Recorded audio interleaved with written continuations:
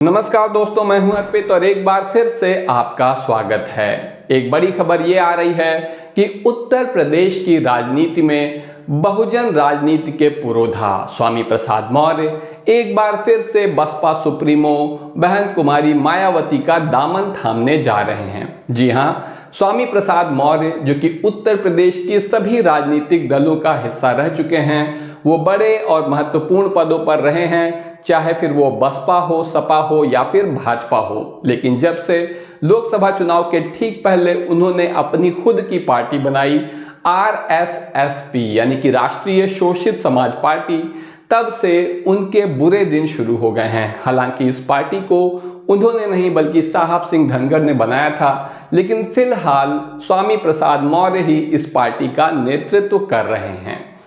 पिछले लोकसभा चुनाव में इस पार्टी से अकेले ही चुनाव लड़ा था स्वामी प्रसाद मौर्य ने कुशीनगर सीट से, बिना किसी से गठबंधन किए, लेकिन उन्हें मात्र 28,000 वोट मिले और वो इस चुनाव में चौथे स्थान पर रहे, जो कि उनके कद के नेता के लिए बड़ी ही बुरी स्थिति मानी जाएगी। तो वहीं दूसरी तरफ मायावती के लिए भी ये चुनाव अच्छा नहीं रहा, जब इंडिया गठबंधन और भाजपा दोनों से समान दूरी बनाने के बाद बसपा का एक भी सांसद लोकसभा नहीं पहुंच पाया। हालांकि बसपा का बहुत बड़ा जनाधार है।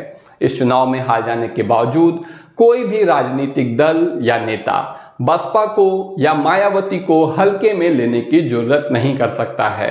इसीलिए ऐसा माना जा रहा है कि स्वामी प्रसाद मौर्य और मायावती को अब साथ आना ही होगा, क्योंकि इस वक्त न केवल देश में बल्कि उत्तर प्रदेश में भी एक दो ध्रुवीय माहौल है।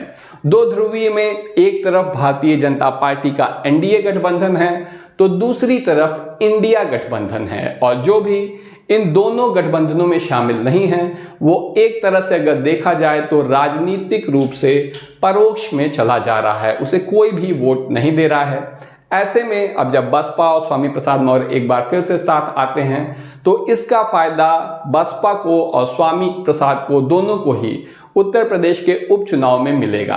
क्योंकि ऐसी खबर है कि स्वामी प्रसाद मौर्य बसपा के टिकट से अंबेडकर नगर की कुठहरी सीट से चुनाव लड़ेंगे, जहां पर दलित और मौर्य वोटर निर्णायक स्थिति में हैं, और अगर स्वामी प्रसाद यहां से लड़ते हैं तो उनकी जीतने की संभावना बहुत ही ज्यादा है बसपा के समर्थन से।